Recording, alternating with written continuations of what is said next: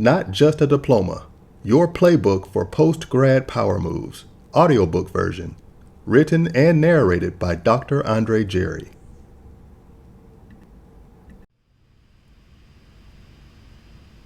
Foreword. For years, I've spoken to audiences across industries, age groups, and continents, but few groups have my heart the way graduates and emerging professionals do. Maybe it's because I remember the uncertainty I felt when I stepped off that graduation stage, with a degree in one hand and anxiety in the other. Or maybe it's because I've seen too many brilliant people leave campus full of dreams, only to encounter a job market that doesn't quite match what they were promised. This book is for anyone standing at the edge of their next chapter, asking a question we all face at pivotal moments in life. Now what? I wrote this book because someone needs to tell the truth. Not the sugar-coated version you hear at commencement, but the real, boots on the ground, sleeves rolled up truth that helps you survive and thrive on the road ahead. Graduating, or starting over, in a time of economic uncertainty is no small thing. If you're listening to this book, it means you've already done something courageous. You chose to move forward anyway. Now it's time to move forward with intention. I also wrote this book because I remember what it felt like to be new to the professional world. Excited, yet uncertain. Hopeful, yet cautious. And while I navigated that season fairly well, I know that every journey looks different. The challenges facing today's workforce are different. The economy is volatile. The job market is competitive. The expectations are high, while the entry points often feel invisible. If you're feeling overwhelmed, a little lost, or unsure of what to do next, let me say this clearly. That doesn't mean you're behind. It means you're human. Sometimes all we need is a steady push in the right direction. That's why I created this book, to serve as a compass, a motivator, and a bridge, helping you move forward with clarity, confidence, and strategy, wherever you're starting from. Essentially, I'm writing the book I wish I had when I was finding my footing. Something real, something useful, something that could have helped me avoid unnecessary detours and step into my purpose sooner. What you're listening to isn't just advice. It's a launch strategy, a mindset manual, a toolkit. And most importantly, it's a reminder that your story is still being written and you hold the pen. Let's go.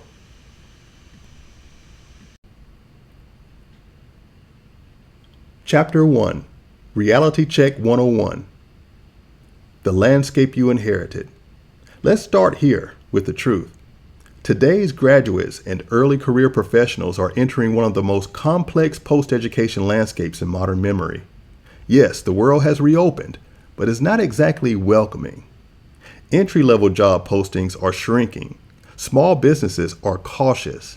Large corporations are restructuring. And even so-called entry-level roles are demanding experience, not just a semester or two of internships, but years of demonstrated, measurable results. And yet, you did it. You graduated. You finished. You crossed the line. That's no small thing. You didn't just go to college. You survived it.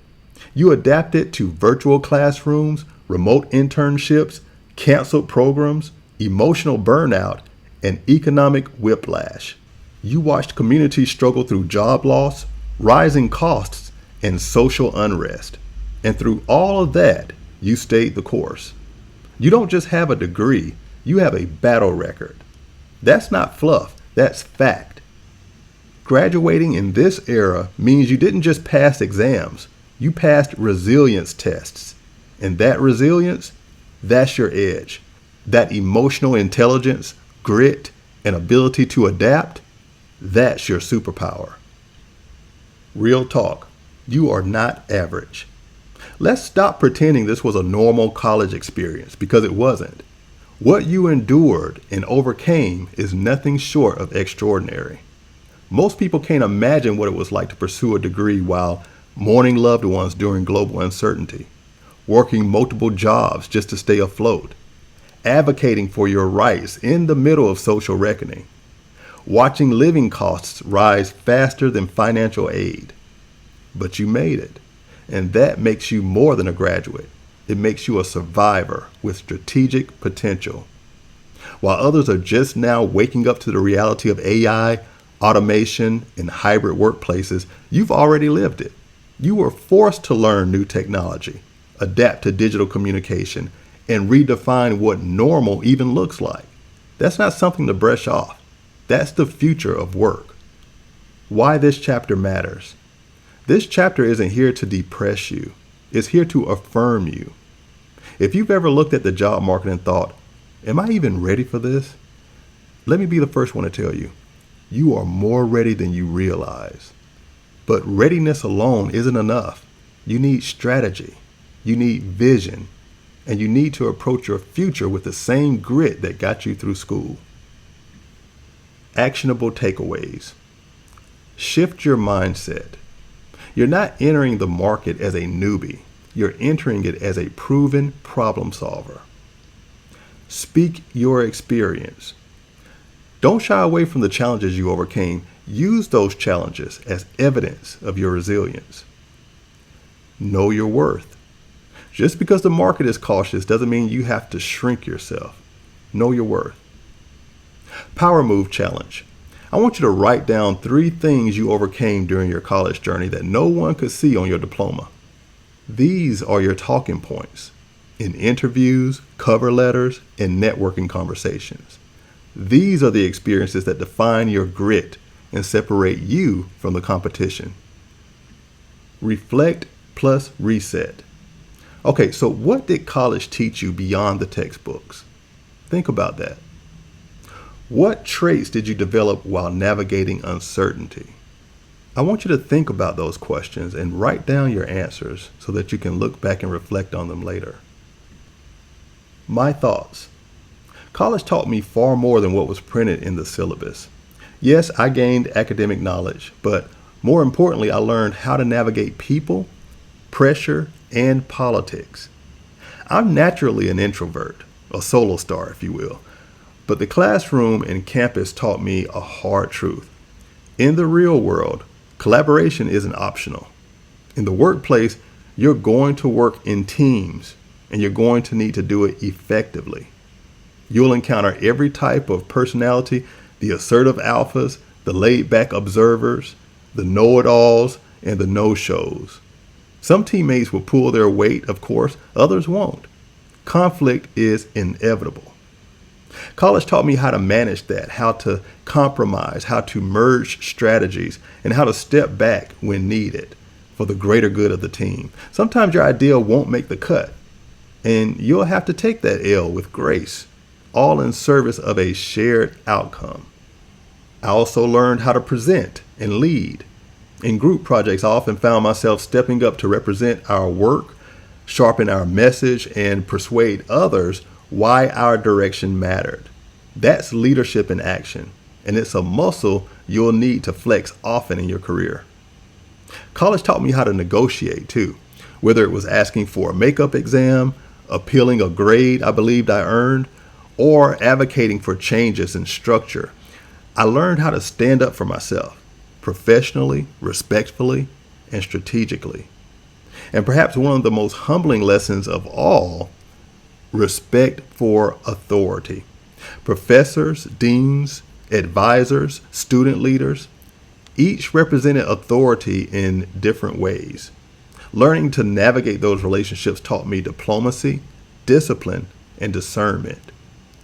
When to challenge things respectfully, when to fall in line. These are soft skills that no one's going to teach you in a lecture, but they show up loud and clear in the boardroom. This is your reality check and your launch point. In the next chapter, we're going to talk about why degrees are just the beginning and how to think strategically about what comes next.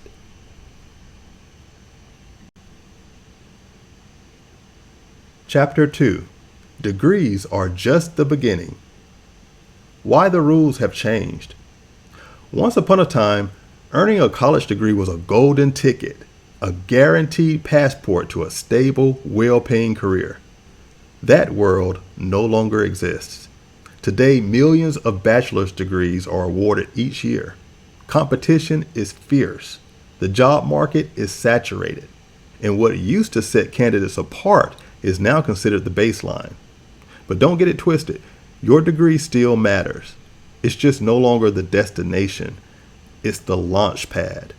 Employers today aren't hiring based on credentials alone. They're looking for people who bring value beyond the classroom. People who can solve problems, think critically, adapt quickly, and contribute from day one. It's no longer enough to show what you studied. You have to show what you can do. Leveling up strategically. Here's where many people get it wrong. They assume the next move has to be automatic. It doesn't. For some, leveling up means graduate school. For others, it's certifications, specialized training, apprenticeships, or deep on-the-job experience. The point isn't what you choose, it's how intentionally you choose it. Advanced degrees can still offer leverage in certain fields. In others, targeted skills and real-world experience may carry even more weight. Your degree is your foundation, not your ceiling. The real question is this: what positions you best for where you're trying to go? My story: why I chose grad school. After graduating from Mercer University, shout out to the Bears, I didn't take a long break. A few months before finishing my undergraduate degree, I attended an information session on graduate school. As I listened, one thought kept repeating in my mind: if I want to compete at a higher level, I need leverage. But let me give you some context. I got a late start academically. In my 20s, I didn't prioritize school the way I should have. I traveled, I partied, I leaned on family support. I made decent money working as a model between the ages of 17 and 22. I dabbled in college, a semester here, a semester there, but I never fully committed. Before I knew it, I was almost 30 without a bachelor's degree. Now, to be fair, I had earned a couple of technical diplomas and held a stable job at Aflac in their call center. But watching my peers complete their degrees and move forward in their careers while I was still figuring things out, it began to weigh on me. I felt behind. And honestly, I panicked a little bit. So I got serious. I committed fully to earning my degree in business administration. Because I felt like I had ground to make up, I didn't take any breaks, not even during the summer. I pushed straight through, and by the time I graduated, I was exhausted. That's why attending that graduate school session during my final semester mattered so much. It reframed everything for me. I realized that while earning my bachelor's degree was a major milestone, continuing on strategically could change my trajectory. And for me, it did. Pursuing my MBA opened doors I wouldn't have qualified for otherwise. It aligned me with a federal opportunity that launched my career as a logistician.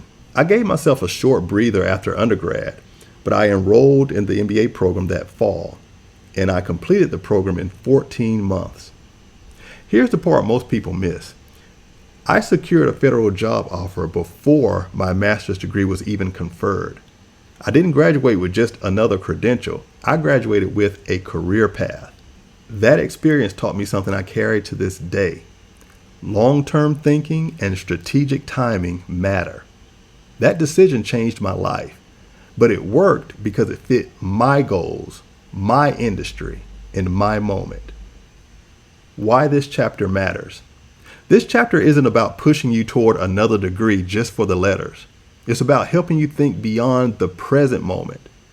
If you're serious about future-proofing your career, you have to make moves today that align with where you want to be, not just where you are right now. Actionable takeaways.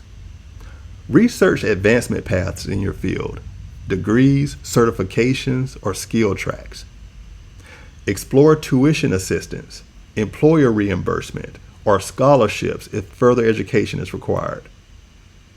Identify one industry-relevant skill or certification you can pursue within the next 90 days. Power Move Challenge. Okay, I want you to write a clear vision statement for your career. And to help you build that vision statement, I want you to consider 3 questions. Number 1, where do you want to be in 5 years? Number 2, what roles are you targeting? And 3, what skills or credentials will help you get there? Once you answer those questions, then reverse engineer the steps. Reflect plus reset. What does next level actually look like for you? Not socially, not financially, but strategically. What's one move you can make this month that future you will thank you for?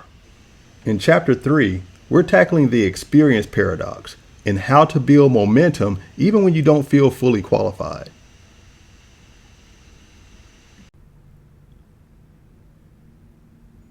Chapter 3, Hustle is Greater Than Hope. Breaking the experience paradox. Let's address the elephant in the room. The job listings that ask for 2 to 3 years of experience for entry-level roles is frustrating. It's discouraging. And honestly, it feels unfair. You did what society told you to do. You went to college, you worked hard, you graduated, and yet the goalposts seem to keep moving. Welcome to what I call the experience paradox. You need experience to get the job, but you need the job to get experience. Here's the good news. You don't have to wait for someone to give you experience. You can build it yourself. Your degree might get you in the door, but your hustle is what gets you hired. Build proof, not just potential. Employers aren't impressed by degrees alone anymore. They want evidence. They want to see what you've done, not just what you've studied. That means it's time to start building a portfolio of value. Here are a few ways to do that. Number 1, freelance. Offer services on platforms like Fiverr or Upwork. Copywriting, social media management, data entry, virtual assistants. 2, volunteer. Support a nonprofit with marketing, administration, event planning, or fundraising. 3, start something. Launch a blog, podcast, YouTube channel, or online store. Initiative matters. 4, intern. Even short-term or unpaid internships, including micro-internships, help establish credibility. And 5, certify. Platforms like Coursera, LinkedIn Learning, and Google Career Certificates allow you to gain employer-recognized skills quickly. These aren't filler activities, they're proof points. They signal to hiring managers you're proactive, resourceful, and serious about your career. My thoughts. Hustle built my brand. When I was building my early career, I didn't wait on permission. I started a tax preparation business from scratch. I delivered sandwiches at Jason's Deli to help fund my MBA. I took on roles that weren't glamorous, but they paid the bills and built skills. I learned sales by pitching tax services. I learned customer service through every delivery and frustrated client call. I learned resilience by doing what needed to be done, regardless of how it looked on paper. Earlier, I mentioned that I wasted time in my 20s, and largely that's true. But I also have to give myself some credit because during that time, I managed to start my own financial services firm specializing in tax preparation. It's called Metro Tax Group, a company I still own today. And the way that business started is a lesson worth sharing. I've always had a strong work ethic. When I worked at Aflac, starting in the call center, which was absolutely entry level, I earned a promotion into the accounting department fairly quickly. That department was notoriously hard to transfer into. It was like a holding cell. My advancement ruffled a lot of feathers. Some people supported me, others responded with envy and resentment. At that stage of my career, I was ambitious but naive. I didn't fully understand corporate politics. I trusted the wrong people. And I'll own my part. There were decisions I would handle differently today. Long story short, I fell victim to internal politics and was eventually terminated not long after my promotion. That setback hit hard. I felt lost. I had worked hard, advanced quickly, and still ended up back at square one. It sent me into a brief depression, and I just needed time to process and recover. Eventually, my mother had enough of me sitting in that space, and she suggested that I talk to a friend of hers who owned a tax firm. Now, at first, I resisted. Preparing taxes felt clerical, boring, beneath what I had imagined for myself. But I finally said yes. I met her friend, she liked me, and offered me a job on the spot for the upcoming tax season. That decision changed everything. I thrived. I was promoted quickly to office manager. I ran the entire operation, which freed the owner to expand to another location. That experience lit a fire in me. Soon after, I launched my own company, Metro Tax Group. It grew into 2 locations, one in Atlanta and one in Columbus, with a team of independent consultants trained by me. Over time, it evolved into Metro Tax Group Properties, a real estate holding company.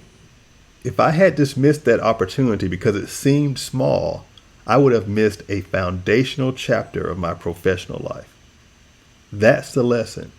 Hustle isn't about titles or appearances. It's about initiative. And often the thing you think is beneath you, that's the very thing that's about to build you. I didn't realize it at the time, but I was laying a professional foundation. I wasn't just working, I was learning. And so are you. Actionable takeaways. I want you to choose one project this month to build credibility. A side hustle, a volunteer role, or a certification. Then I want you to update your resume to include skills gained from non-traditional work.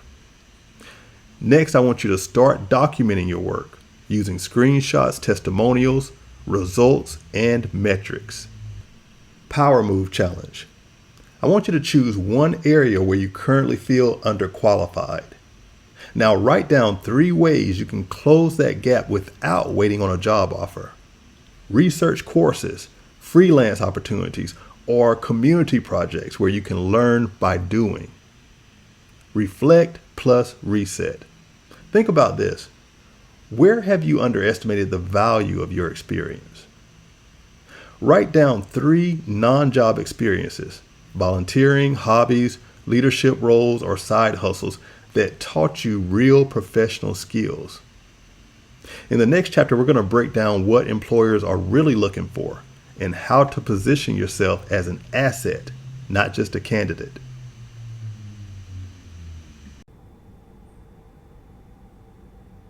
Chapter 4. What employers really want. Closing the expectation gap. Let's be honest. There's a disconnect between what early career professionals want from the workplace and what employers are prepared to offer. If you're feeling that gap, you're not just imagining it. Many workers today value balance, flexibility, mental health, and purpose. Those aren't preferences anymore. They're expectations. But many employers are still operating by older rules. Show up, clock in, do the job, don't ask too many questions. And that collision, it creates tension. Here's the truth most people don't want to say out loud. Employers don't hire based on potential. They hire based on proof. So the real question becomes, how do you meet employer expectations without abandoning your values? Learn the employer mindset. Employers are under pressure too. Budgets are tighter, margins are thinner, competition is fierce, and workplace dynamics have shifted dramatically over the past few years. That's why many employers prioritize people who appear ready to contribute now, not someday. They're often looking for reliability over flexibility, experience over promise, grit over entitlement. That doesn't mean they don't care about your well-being. It means that in a competitive market, results tend to win. Understanding this mindset doesn't mean you agree with it. It means you know how to navigate it. Reframe your narrative. If you want to stand out, you have to show how you impact the bottom line. That means translating academic, volunteer, and project work into measurable outcomes. Using structured storytelling like the STAR method to explain your wins. And demonstrating emotional intelligence, adaptability, and coachability. In other words, don't tell them you're a hard worker. Show them. Don't say you're a team player. Explain how you resolved conflict, met deadlines, or kept a project on track under pressure. Proof beats personality every time. My thoughts, from candidate to asset. In every job I've had, from call centers to consulting federal agencies, I've noticed something consistent. The people who rise fastest aren't always the smartest or most talented. I don't rely on titles like genius to define my value, but make no mistake, I am exceptional at what I do. Not just because I'm intelligent, but because I understand how to leverage that intelligence. I pair insight with strategy, discipline, and self-belief. That combination is what has consistently placed me in rooms with Ivy League graduates and elite professionals, not because I outscored them, but because I outpositioned them. When I worked at Aflac, I wasn't the top performer in the call center. In fact, I hated the job. I hated the scripts, I hated the rigidity, the environment, but I was smart enough to build strong relationships. I understood how to navigate personalities. I leaned into my strengths, and I used those skills to move into the accounting department, despite others having better metrics. People were confused, and yes, some were salty. But here's the reality. It's not just what you know, it's who knows you and how you carry yourself. The advancement myth. When I entered federal service, I attended a new employee orientation where a presenter said something I'll never forget. He said, "If you want to move up, don't be indispensable." At first it sounded ridiculous, but over time I saw it play out. High performers often got stuck year after year, while others moved ahead. Not because they were better, but because leadership didn't want to lose their strongest contributors. Here's the lesson, and I want you to hear this carefully. I'm not saying you should be mediocre. I am saying you shouldn't sacrifice your long-term growth by over-investing in a role that doesn't reward it. Excellence matters, but strategy matters more. Be engaged, not exhausted. Contribute, but don't disappear into the role. Solve problems, but track your wins. Remember, loyalty alone doesn't guarantee advancement. Visibility, documentation, and positioning do. How you actually move forward. What does help you advance? I'll give you 3 things. Number 1, document everything. Your wins, metrics, impact stories, and skills gained. 2, update your resume regularly. Monthly isn't excessive, it's smart. And 3, frame your work in business terms. Talk about time saved, costs reduced, and results delivered. When it's time to apply for a new role or negotiate your salary, you won't need to scramble. You'll have proof. You'll have leverage. And that's what turns an employee into an asset. Actionable takeaways. Use job descriptions to guide your resume language. Mirror their wording. Create a brag bank of stories that demonstrate leadership, problem solving, and resilience. Practice mock interviews with mentors, peers, or interview prep platforms. Power Move Challenge. I want you to choose one job you're interested in. Print the posting. Then, line by line, map your experience to each requirement through coursework, part-time work, projects, or volunteering. This is how confidence is built. Reflect plus reset. So think about this. What's one story from your life that demonstrates leadership, perseverance, or critical thinking? Practice telling that story as a clear 2-minute response you can use in your interviews. In Chapter 5, we're shifting focus to one of the most powerful tools you have, your network.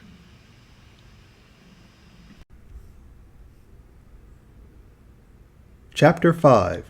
Networking is not optional. Why relationships matter. Let's make one thing clear. Who you know can change everything. Degrees may open doors, but relationships swing them wide open. And in today's job market, where resumes are filtered by software and algorithm screen applications, a real human connection can cut through the noise in ways credentials alone cannot. People promote people they know and trust. Networking isn't about shaking hands or collecting business cards. It's about building authentic, mutually beneficial relationships that help you grow over time. And here's the truth. You're already networking. You just may not be doing it intentionally. Strategic Networking 101.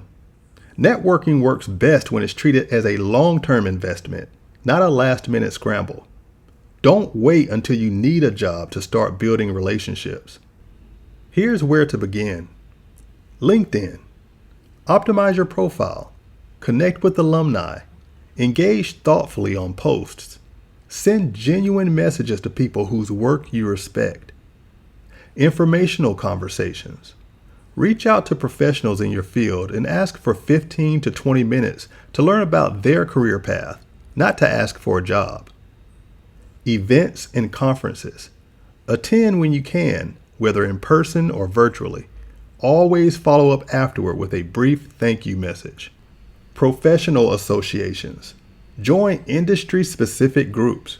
Many offer discounted rates for students and early career professionals.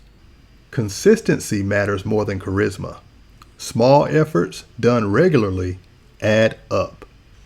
My thoughts. How I built my tribe. Every major opportunity in my life, breaking into federal civil service, launching my tax firm, building a media platform, was connected to a person, a mentor, a referral, a former coworker, a friend of a friend. Relationships built slowly, intentionally, over time. When I was younger, networking felt fake to me, like I was trying to get something from people. But once I reframed it as connection, everything changed. It stopped being transactional and became intentional.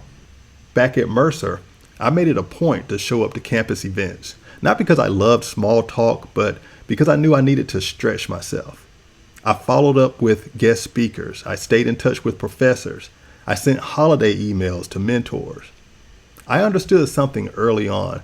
The people sitting next to you in class or passing you in the hallway may one day be your peers, your competition, or the person in a position to hire you.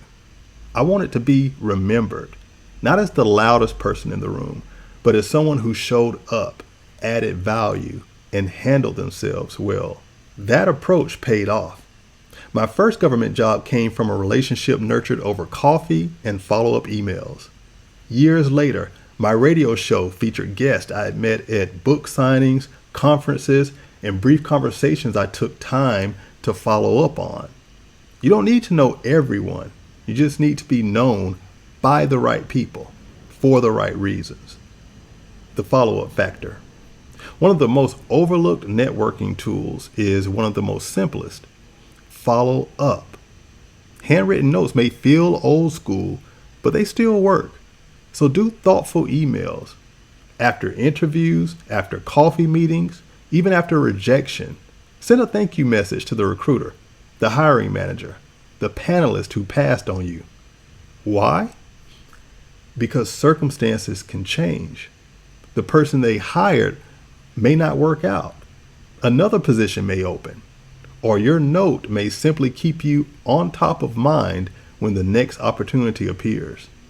Use every interaction as a chance to build goodwill. Actionable takeaways. Create a simple system to track your network with names, roles, industries, date of last contact, next follow-up date. Set a monthly networking goal, new connections, follow-ups, or informational conversations. Don't only reach out when you need something. This one's huge. Reach out to share value. Reach out to encourage someone or to offer support. Power Move Challenge. Okay, so this month I want you to reach out to 5 people: 2 alumni from your school, 1 professor, advisor, or mentor, 1 professional in your desired field, and 1 friend of a friend you've been meaning to connect with.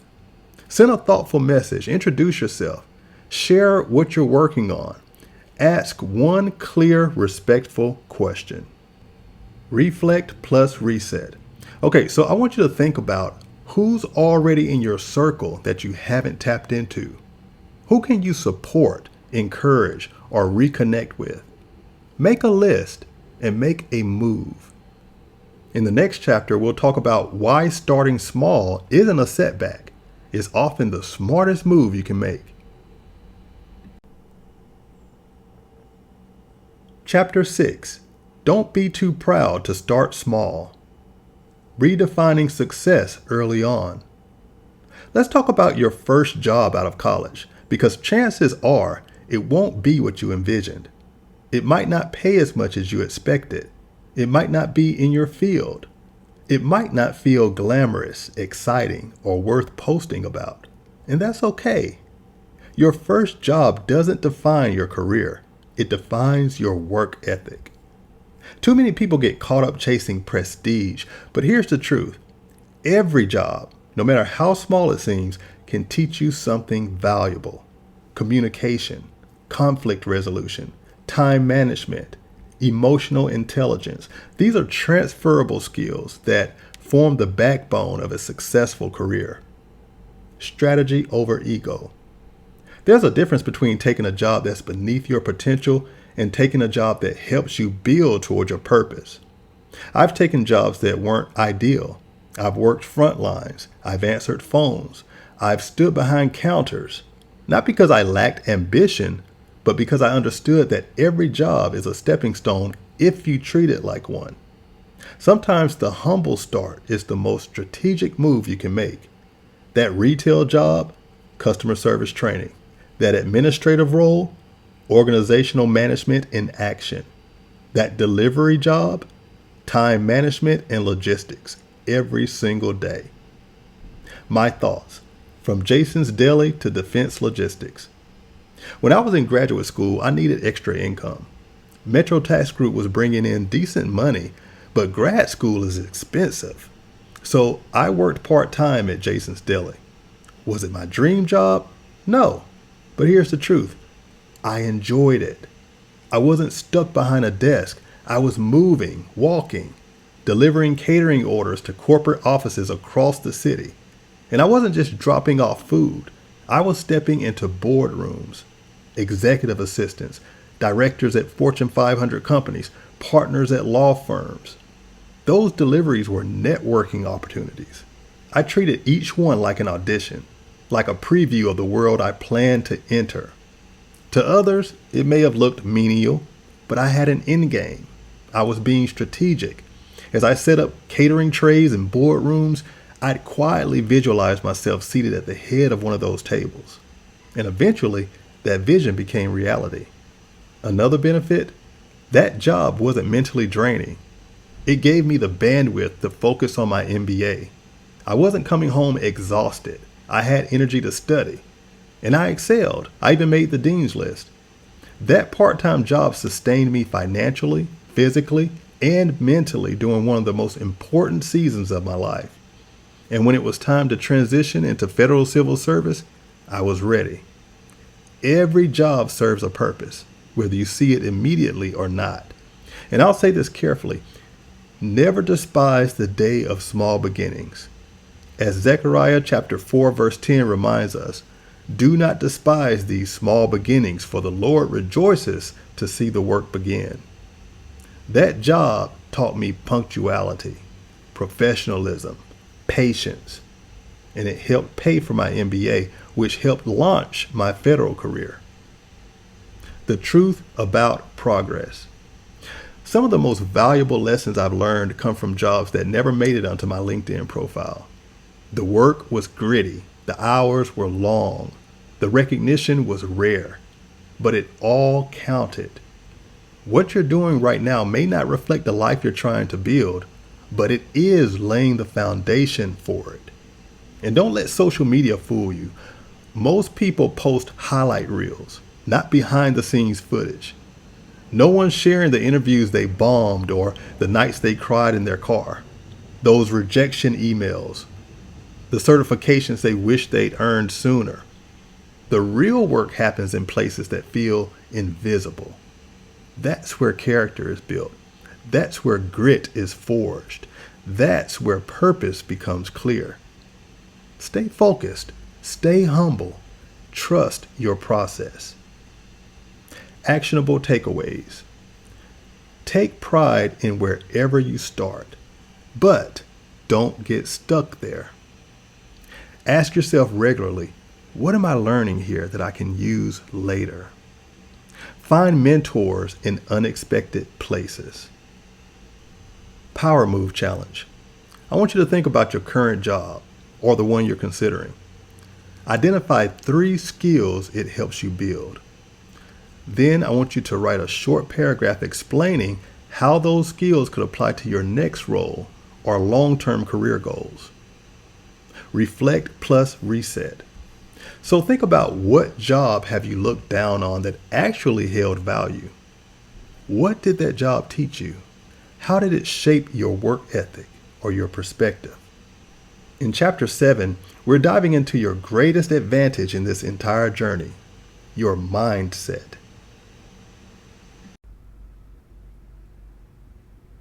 Chapter 7, Your Mindset is the X Factor. The Power of Perspective. Let's get one thing straight. Your mindset is the most powerful tool in your arsenal. Not your resume, not your GPA, not even your credentials. Your mindset determines how you show up, how you recover, and how far you go. The goal isn't perfection. The goal is progress. It's easy to get discouraged. You'll apply for jobs and hear nothing. You'll feel overlooked. You'll watch others succeed while you're still waiting. Don't let those moments define you. Your attitude in the waiting season will determine how well you thrive in the winning season. Own your journey. I used to obsess over getting everything right. The title, the job, the recognition. I've battled perfectionism for most of my life, and even now, I'm still unlearning it. I've walked out of interviews feeling deflated, knowing I didn't articulate myself the way I wanted. I replayed answers over and over in my head, critiqued every word. And here's the irony. Some of the interviews I thought I completely bombed are the very ones that landed me the job. There were seasons when I felt behind, questioning my decisions, my direction, even my identity. I watched people my age buy homes, get promoted, earn salaries I hadn't reached yet, while I was still renting, grinding through school, building a business, or recovering from personal setbacks. If I'm being honest, that feeling spilled into my relationships and friendships. I had a close friend at the time, someone I once thought of as less academically inclined, less articulate. Yet he had good credit, a stable job, and he was positioned to buy his first home. I wasn't quite there yet. Instead of celebrating him, I internalized my frustration. I became impatient, dismissive, even jealous. And while he could be annoying at times, I now know that my reaction had nothing to do with him. It was about me. I let a false narrative about success and timing distort what should have been a supportive, brotherly bond. That's not something I'm proud of, but I share it because it matters. Your life isn't broken just because it doesn't match someone else's timeline. And to that former friend, if by some chance you're listening to this, I'm sorry. I should have told you how proud I was of you, how much I respected your stability, how much I admired your discipline, even if I didn't know how to say it back then. You know, life has a way of humbling you, of exposing the areas where growth is still needed. That was one of mine. And growth came with grace for myself and for others. Keep watering your seeds. Success isn't always loud. Sometimes it's quiet. Sometimes it's slow. Sometimes it's inconvenient. Sometimes success looks like discipline when no one's watching. Late nights, inner work, healing you didn't ask for but needed. Just because progress isn't obvious doesn't mean it isn't happening. Keep showing up. Keep planting seeds. Keep trusting the process. You never know which one will take root and bloom. Next, we'll talk about how to keep moving forward when clarity is missing and faith is all you have. Chapter 8. Faith in the Fog. When the vision isn't clear. There will be seasons when nothing makes sense, when your prayers feel unanswered, when your efforts seem unnoticed, when the plan you mapped out so confidently begins to unravel. It's in those moments when the future looks cloudy and progress feels invisible that faith matters most. Not just faith in God, the universe, or divine timing, but faith in yourself. Faith in your ability to endure, to adapt, to navigate the unknown. Faith that even when the map is missing, the mission still matters. When you're in the fog, visibility is limited. You can't always see 5 steps ahead, but you can take one and then another. It's like driving at night with low beams on. You don't stop because you can't see the entire road. You move forward, slowly, steadily, trusting that each stretch of road revealed is enough to keep going. Make uncertainty your teacher. Uncertainty isn't the enemy. It's an invitation. Instead of trying to escape it, sit with it. Ask yourself, what is this season trying to teach me? Is it calling you to slow down, to recalibrate, to trust something deeper than logic and predictability? There's something sacred about seasons where control slips through your fingers. They strip away false certainty. They quiet the noise. They force you to listen more closely, trust more deeply, and move more intentionally. When you don't know what's next, your only option is presence. And the present moment is where wisdom lives. Some of your greatest lessons won't come in moments of clarity. They'll come in the fog, in the detours, in the delays, in the quiet places where intuition becomes your guide and resilience becomes your fuel. Faith is a muscle. Faith isn't passive, it's active. It's a muscle that grows stronger the more you use it.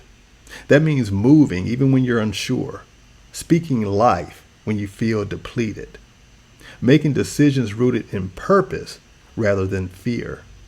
The people you admire most didn't succeed because they had a crystal clear roadmap. They succeeded because they moved anyway. They made bold choices.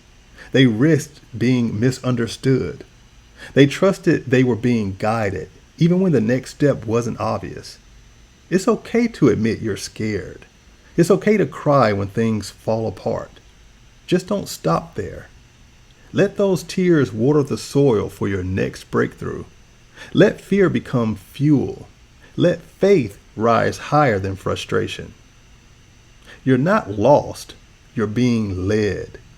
We often mistake transition for failure. But not knowing where you're going doesn't mean you're lost. It means you're being led through experience, silence, intuition, and yes, even struggle. Think of a GPS. When you miss a turn, it doesn't shame you. It simply says recalculating and reroutes you. Life works the same way. Detours don't cancel the destination. They prepare you for it. So breathe. You're not off track. You're not behind. You're not broken. You're simply in a season of recalibration. Embrace the process. The fog will lift. Clarity will come. But until it does, don't rush the process or demand perfect answers. Commit instead to showing up with courage, curiosity, and compassion for yourself. You may not have all the answers, but you are not powerless. You can choose your attitude. You can choose patience. You can choose to keep believing even when evidence is scarce. That's what faith looks like. So keep moving, even if it's slow. Walk through the fog. Trust that on the other side of uncertainty is not just clarity, but a stronger, wiser, more grounded version of you. Actionable takeaways. Don't wait for clarity. Start with the step you can see. Journal during uncertain seasons to track inner growth and redirection. Replace "why is this happening to me" with "what is this teaching me?" Curate your inputs. Surround yourself with wisdom, not fear. Prioritize grounding routines such as prayer, meditation, quiet time, or nature. Power Move Challenge. So this week, I want you to take one bold step without needing full clarity. Apply for the opportunity, even if you think you're underqualified. Make the call. Post the content. Have that conversation. You don't need a guaranteed outcome. You just need alignment and movement. Reflect plus reset. So I want you to think about a couple of things. What fog are you currently walking through? Where have you grown during past uncertain seasons? How can you strengthen your faith muscle this week, mentally, emotionally, or spiritually? Who can support or guide you when your vision feels blurry? I want you to write down 3 affirmations to ground yourself. Number 1, I trust the process even when the path is unclear. 2, I don't need all the answers to make progress. 3, uncertainty is not my enemy, it's my evolution. In Chapter 9, we'll focus on how to work the vision, not just the job.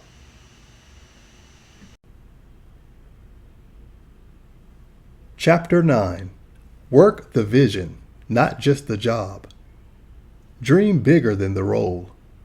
A job is a resource, not the source. It's a stepping stone, not the summit. Too many people chase titles, only to find themselves sitting in corner offices with empty hearts. Don't confuse a paycheck with purpose. Ask yourself the deeper questions. What am I really building? Is this role expanding me or constraining me? Does it align with the future I'm creating or the fear I'm surviving? Your life is too valuable to live on autopilot. You weren't born to just clock in and clock out. You were born to create, to heal, to innovate, to influence.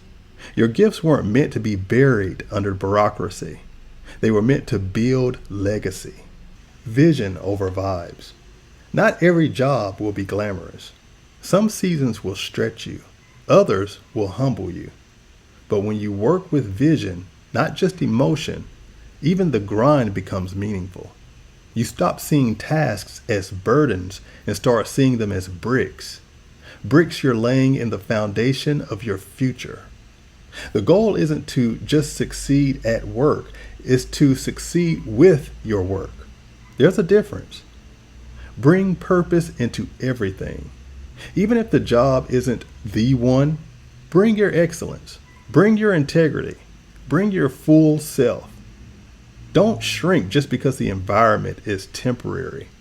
How you show up when no one's watching determines how far you'll go when everyone is. Excellence isn't reserved for dream jobs. It's practiced in quiet ones.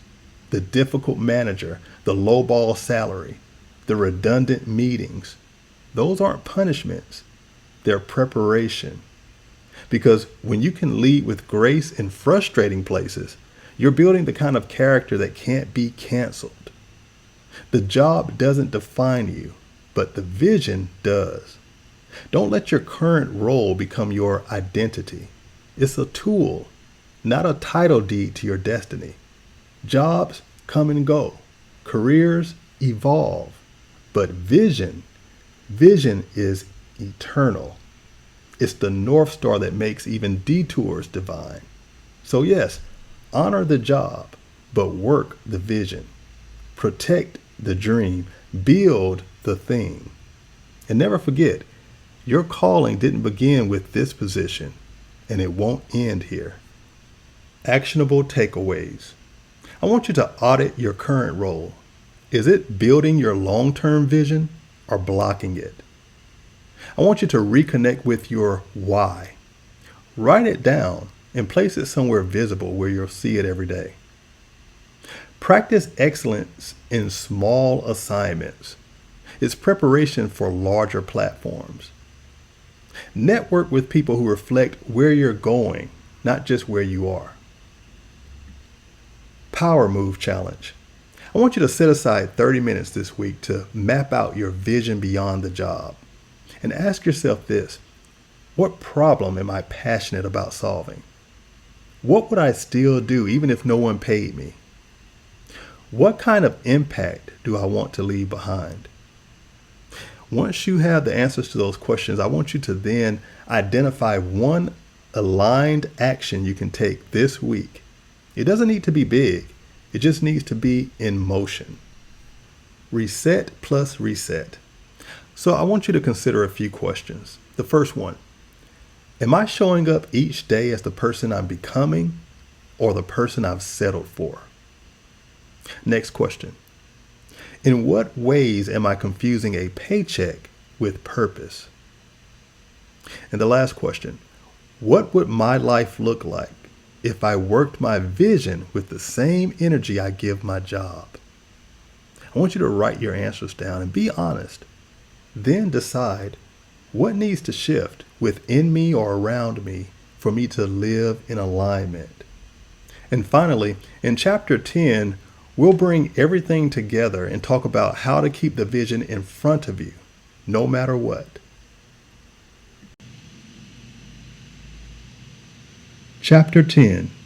Keep the vision in front of you. Write the vision, speak the vision, live the vision. Clarity is power. If you're not clear about where you're going, life will decide for you. That's why vision isn't just a motivational phrase, it's a lifeline. Get clear about what you want. Be specific. Don't just say, I want success. Define it. Is success owning a home, launching a business, paying off debt, traveling the world, creating stability for your family? Write it down with precision. Speak it like it already exists.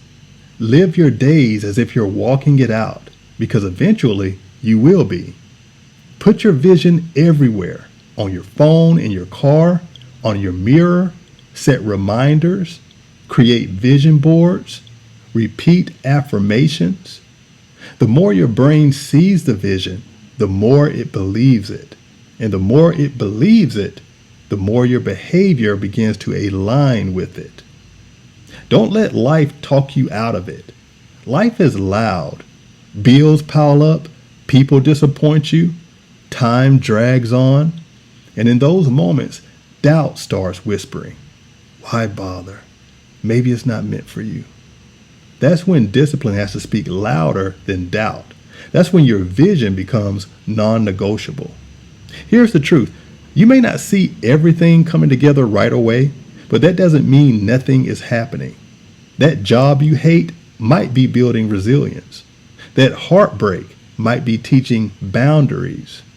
That delay might be preparing the stage for something even better. If you stay committed to building the vision, eventually the vision will start building you. Final word: you are the asset. Let's be clear. Your degree isn't the asset. Your resume isn't the asset. Those are tools, extensions of your effort. The real asset is you. The way you think, the way you lead, the way you recover, your creativity, your resilience, your ability to rise again after disappointment after disappointment. That's your superpower. You are not a title. You are not a job description. You are a walking blueprint of experience, survival, and possibility. So don't minimize yourself just because others don't recognize your value yet. They didn't build you, so they won't get to define you. You don't need permission to level up. Stop waiting for someone to tap you on the shoulder and say, now it's your time. It's already your time. If you decide it is. Consistency, courage, clarity, those are your keys. Even when you're tired, even when the numbers don't add up, even when it feels like no one is clapping, keep showing up. Keep planting seeds. Keep betting on yourself. Because unlocking your best life isn't about waiting. It's about becoming. It's about doing the internal work that produces external transformation. It's not hype. It's habit. It's healing. It's hope in motion. You're not too late. You're not too broken. You're not too behind. You are more than enough. So go unlock it.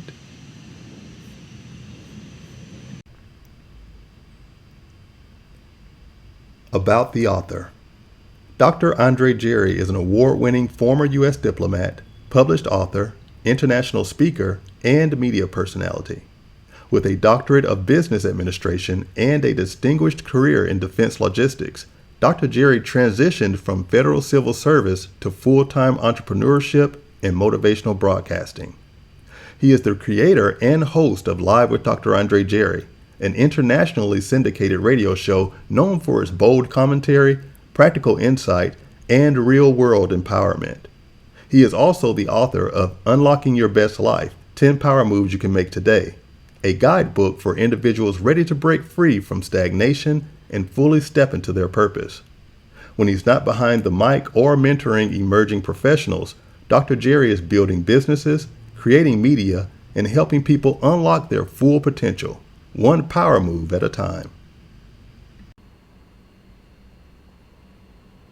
This concludes the audiobook recording of Not Just a Diploma, your playbook for Post-Grad Power Moves, written and narrated by Dr. Andre Jerry.